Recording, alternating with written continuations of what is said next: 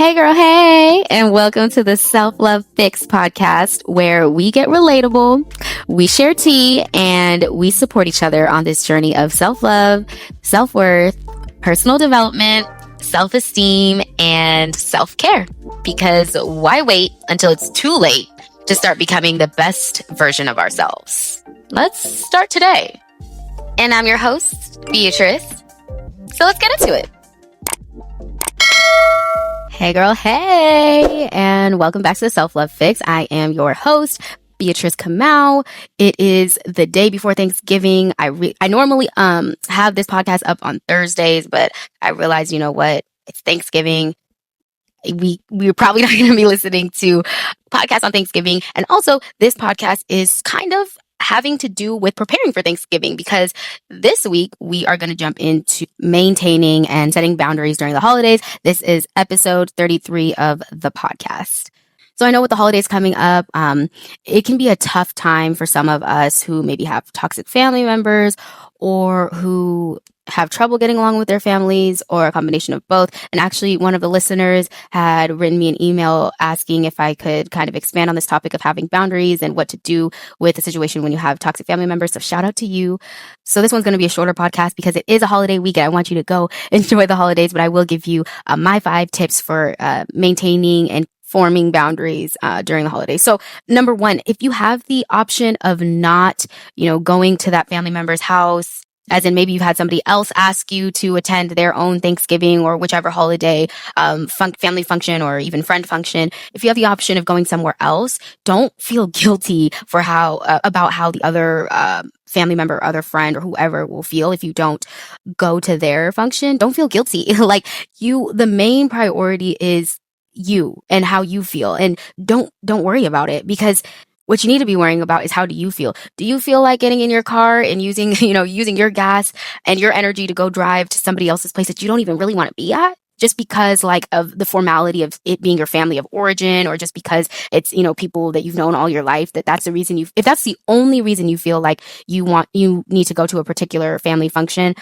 I would really reconsider it and reconsider your feelings and what you're going to experience when you get there. Are you going to be drained? Are you going to, do you feel like there's going to be an argument with people? Do you feel like you're not going to be heard or seen? Do you feel like you're going to be judged? Because at this point, we're grown, right? Nothing is by force. I always say that nothing is by force. Everything is, we are always making decisions. And sometimes we make decisions out of obligation and out of fear of what other people are going to think and feel. But we have got to be most concerned with what we think or feel above anybody else. That's number 1. Okay, so on to number 2. If you know that you are going to be around toxic family members, keep your interactions neutral. So what I mean by keep your interactions neutral is maybe stick to more surface level things, like the weather, or a fun location that you visited or are interested in visiting, or you might even ask them about that. Just things that are surface level and superficial enough to where you're not getting to the nitty gritty. You're not having to deal with them bringing up personal things about you that you don't want to discuss. You can really just keep it surface level. How are the kids? How are you? How's work? I'm talking superficial. That's what I do myself. When it comes to interactions with people who are maybe more on the toxic side, I ask the basic questions, and then I carry on. I go back in the kitchen and go grab something else to eat, maybe a piece of bread, a cornbread or something. Like, I'm not going to stand there and just by standing there and continuing a conversation, I'm almost inviting other questions that I don't want to entertain. Like I said, those more personal, more abrasive, more inflammatory things that might be brought up. So if you just keep the interaction neutral, non-inflammatory, and then carry on, go, like I said, go get you a piece of cornbread in the kitchen. Oh, I actually need to go.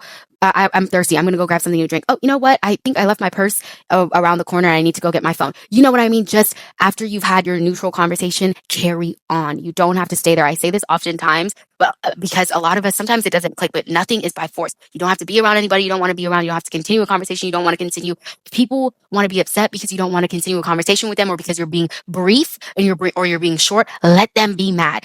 That's not for you to worry about. You know that you're being short and brief and neutral and non-inflammatory because you don't want those problems and you want to be in a good mood. So be worried and be preoccupied with how you feel. Now, if you find they beat you to it and they've already asked you something personal or tried to maybe, criticize you harshly or attacked you, along with asking questions about yourself, about your family, about your kids, about your relationship, etc., you can really be you can really be, I don't want to say blunt, but clear. How about clear? You can be clear and say something like, I'd rather not talk about it. And it doesn't have to be that when somebody asks you things or when people are trying to get you upset, that you have to also join them in their negative state or in their anger state. You can actually be just calm and clear about it. I'd actually rather not talk about that. Just very like casual, just like that. Another thing you can do is when somebody asks you a question, answer that question only. You don't have to open up a Pandora's box of everything that's surrounding around that question. For example, if they say something like, oh, what happened to your boyfriend? And, and you clearly don't have your partner with you. You know what I mean? Just petty stuff. If they say petty stuff like that, or it's like, if they're like, what happened to your boyfriend? Is he not here? You can simply be like, he's not. You don't have to tell them, oh, we broke up and this, that, and the other happened and da-da-da and whoop-de-whoop. You can literally just be like, he's not. You don't owe them an explanation. You don't have to tell them what's going on in your life. It can really be that simple. Nobody has to know what's going on with you. They ask you a question. If you feel like answering it, you can really just be as brief as possible. You really can. If somebody asks you, oh, where did you move to now? You could be as brief. New York City. I'm just picking a random city. New York City. You don't have to say what borough you live in. You don't have to say what area you live in. New York City. You get what I mean? You can really just be as brief and clear as you want to be. And people will pick up on that you're not really feeling comfortable sharing more. But there are also those people who are out of touch with reality that might be like, okay, but where? Okay, but what? And try to dig deeper. And it's like, you know what? You could, at that point, if we're talking about the same situation about where do you live, you can literally just be again, or say again, I live in New York City. That's, oh, you know what? I think I'm actually going to go grab something from the kitchen. I left something there. You know what I mean? If people want to be nosy and don't want to stop and can't read the cues, you can exit yourself from the situation. I promise it's going to be fine. It might even be uncomfortable for that minute, but it's better for you to be comfortable in the long run than for you to be uncomfortable in the long run. You get me? Just want to make it clear that not everybody has to know your highs and lows. Like, say, for example, somebody asks you at this gathering, how's work been? Or what are you doing for work now? A lot of people can get really condescending with that in the holiday times. They want to know what everybody's doing, where everybody's working, and if you finish school or if you're in school or whatever. And it's like, say, for example, you don't like your job and you really don't know what you're doing with your future. That's fine. That's really fine. There's a lot of us that are in that place. But what you don't have to do is explain that to somebody who's committed to trying to break you down and who wants to see you break down. You don't have to explain to them. You could even just, lie. I know. I'm not one that encourages lying. That's not a thing I like to do. But for the sake of that conversation, instead of you to be like, oh, I'm not having a good time at work. X, Y, and Z is happening, and I really hate it. And that you don't want to explain that to somebody who wants to see you fall. They don't need to know your business. You would explain that to people who are there to encourage you, your friends, your closest confidants. But to people who are, just want to be petty and ask you nonsense questions, you could just say, work is fine. I enjoy work. I enjoy what I do. You can lie. It really doesn't even matter, because the fact of the matter is you probably don't want to explain that part of your personal life to them. So you could just be brief and you could just sugarcoat it and move on. That's really what it comes down to. Otherwise, on the flip side, if you end up telling them what's really going on, you might have people say things like, see, I told you should have done X, Y, and Z,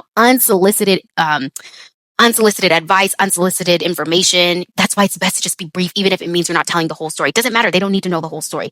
They don't need to know. Number 3, try and find people whose energy that you enjoy being around in the family function. I'm sure there's that, one cousin or that aunt or somebody, uncle, somebody in the room whose energy that you enjoy being around, or whose company that you enjoy keeping. There's got to be one person. I know there's that one person. Stay around them. Those people that don't try to be in your business and those people that are just trying to have a good time, always smiling and positive. Stay around them. It can be so easy to get bogged down by the people who don't treat you the way that you want to be treated, by the people who are prying on your life and, criticizing you and criticizing your life choices. It can be so easy to get bogged down by it and just kind of feel maybe down or depressed during the family event. But what you can do is just get around the positive people. They're there. It might be people you don't even know that other people have invited. Go find them. Go talk to them. Go get to know them. That's what I do. And I find that I have a much better night, because for me, like I enjoy being in a state of joy, in a state of happiness.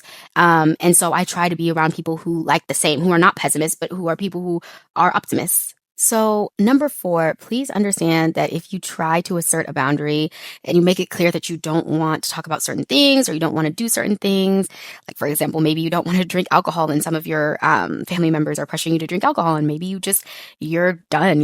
You're not into drinking a lot. And so you're just kind of like, I don't want to do that kind of a thing. And, say, I'm just using an example, but say it's that kind of situation. Understand that there will be resistance if you assert that boundary and say that you don't want to do something or you don't want to talk about something, there will be anger. There may even be name calling or eye rolling, the whole 9 yards. Like, people are not going to be happy, but let people deal with their frustrations on their own. It's not your responsibility to share in their unhappiness. Be proud of yourself for making your comfort your number one priority, and just let them feel how they want to feel. It may even be uncomfortable for you, especially if you're not used to setting boundaries, but understand that the feeling of discomfort will pass, and your happiness and you being proud of yourself for sticking through with your boundaries is going to feel so much better later on, than you doing things or saying things that you don't want to do or say. So number 5, if you find your only option is being alone because you cannot be around your family members, like maybe it's just a situation that is really out of hand, that's 100% okay. You have to do what is best for you. And this is a temporary situation of you being alone. Eventually you'll attract loving people and be surrounded with them on a future holiday. But for right now, you've got to take care of you. And if that means staying home and being in your own place without anybody for the holiday season, for Thanksgiving or whichever December holiday you celebrate, that's okay. Put on a Thanksgiving movie, put on a Christmas movie, or whatever, holiday time movie. Bake yourself some cookies or even a little turkey. It might be a little bit too late. It might be a little too late. I think turkeys take like all day to cook, right? Okay, maybe not a turkey, but make yourself some mashed potatoes, do something. And remember, your happiness is your highest priority. So if that means that it would be better for you to stay home, because you know that you're going to have a good day as opposed to going and being around family members who may drag you down, criticize you, judge you, hurt your feelings, and just make you feel bad, that's okay. That's okay. You don't have to be anywhere you don't want to be. Nothing is by force. And if people want to get mad at you because you're doing something good for your own well-being and your own wellness, I don't know what, let them. Just let them. Let them, as you continue thriving in your own, self-care and your own sense of self-worth. Just let them. That's all I have to say. Other than that, I hope you have a great Thanksgiving if you do celebrate Thanksgiving. I hope you have a great Thanksgiving and a great rest of your holiday season. I'm still here. I'm not going anywhere. I know it sounds like I'm taking a hiatus. I'm not. I'm just in advance saying I hope you have a great holiday season and also a great Thanksgiving. Thank you so much for tuning in, and I will catch you next week.